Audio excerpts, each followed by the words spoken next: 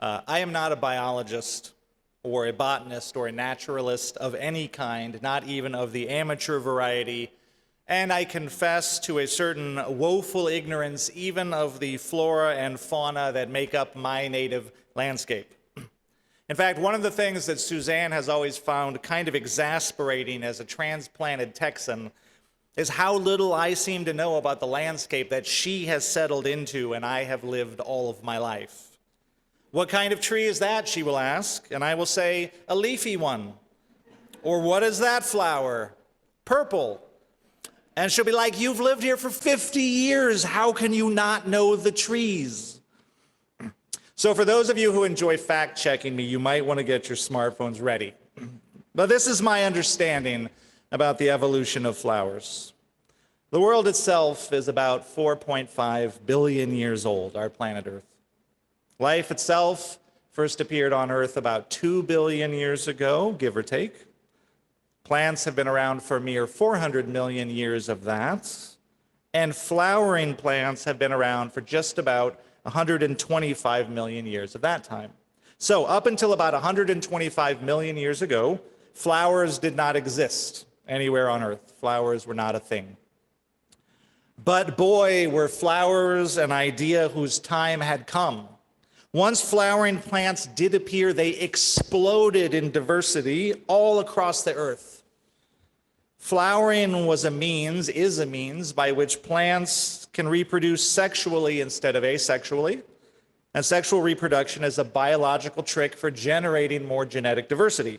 So this gave the flowering plants an evolutionary edge in competing with their non-flowering neighbors. Today, flowering plants make up 90% of all plant species, some 370,000 species of flowering plants. For us, this means the world is an absolute riot of flowers, which means our everyday experience of the world is saturated in vibrant color and complex form, symmetry and surprise, perfume and sticky pollen. None of this is for us, of course. It's all done for the benefit of the bees and other pollinating insects whose fickle attention the flowers are all in an evolutionary arms race to attract. But we are the sideways beneficiaries of this heated love affair / hyper-competitive marketplace between the flowers and the bees. How lucky are we that the same evolutionary design elements that attract the wasp so delight our senses? It didn't have to be that way. We could take in color and shape as information, as just facts about the world, but instead we feel these things. They stir our senses and stir our soul. They delight us. We receive the beauty of the flowers like a mysterious free gift of creation. And of course, we have cultivated that gift, learned to breed and shape the flowers in many pleasing forms and ways. But every gardener knows what a true partnership this is, and how hopeful and humble it is.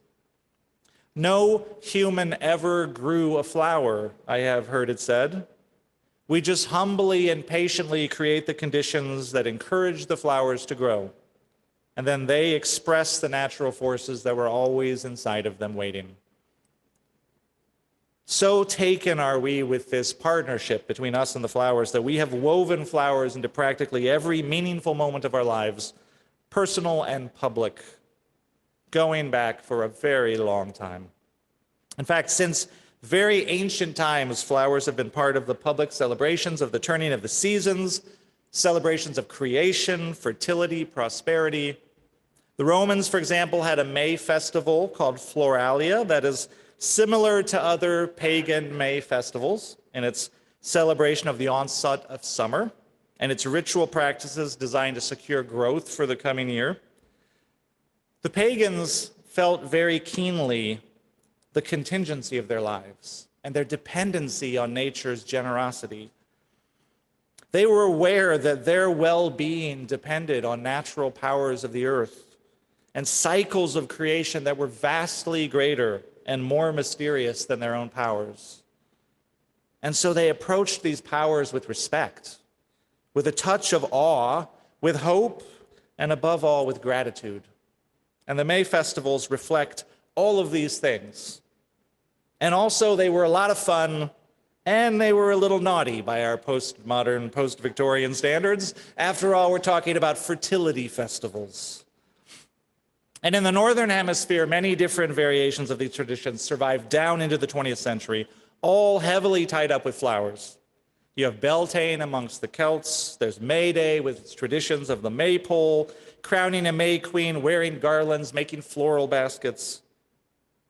And many of these traditions began to lose their sacred character over time as society industrialized, secularized, urbanized.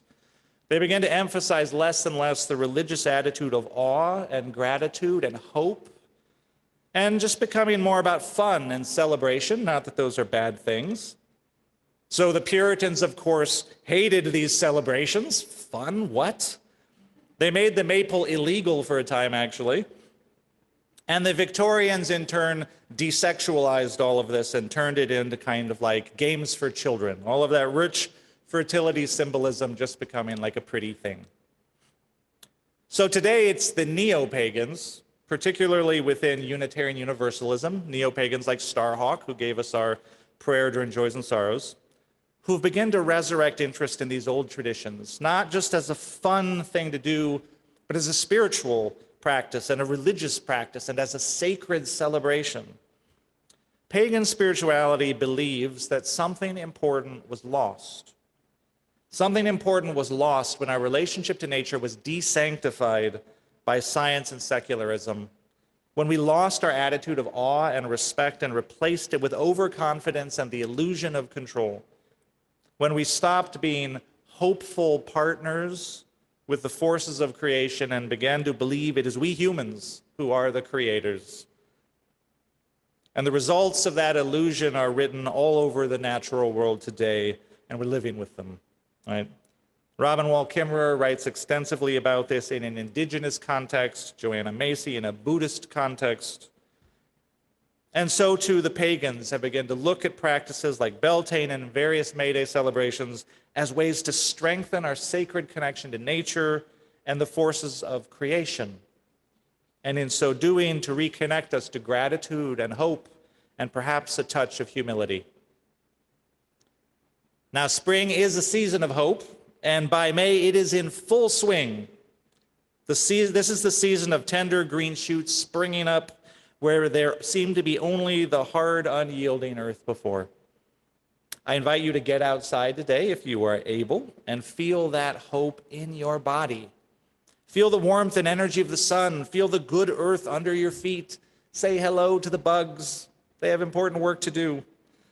Feel the grass with your hands, the wind on your cheek, and take in the beauty of the flowers. All that extravagant, unnecessary loveliness given to us humans for free, for free. Now, it is one of the curiosities of history that Unitarian Universalism has its own purely native, unique to us, flower-based religious celebration. It's called the Flower Celebration. Catchy. It developed in the mid-20th century, about the time that May Day celebrations were actually disappearing from small towns all around the country. And oddly enough, it comes not from our pagan UUs, but from our humanist traditions. So the humanist tradition of Unitarian Universalism is also a tradition of hope, but one that finds hope in the potential of the human mind and the human spirit to create a better and more ethical world. So humanists believe that the application of intelligence and ethical thinking can make a practical difference in the world, that ideas and ideals can chart a new, better course for humanity, including a better relationship with our kin in creation. If we all work together and bring our gifts to the common table, we can find a better way of living in harmony with one another and with our earth. So the flower celebration began in Czechoslovakia. It was created by the Reverend Norbert Čapek, who founded the first Unitarian church in Prague. This was in the early 1900s. He created the flower communion in 1923 because his was a fractious congregation, which is not totally uncommon amongst Unitarian Universalist congregations. And he wanted a way to school his people in being a little bit gentler with one another, a little bit kinder, a little bit more appreciative. And so the flower communion, which he created in 1923, was a simple symbolic ritual to bring the members of his congregation more closely together. He wanted a ritual that would be organic, that would draw on the beauty of their native countryside, that would be grounded in shared human experience and the natural pleasures of their everyday lives. What's more simple, more human than stopping to enjoy the flowers?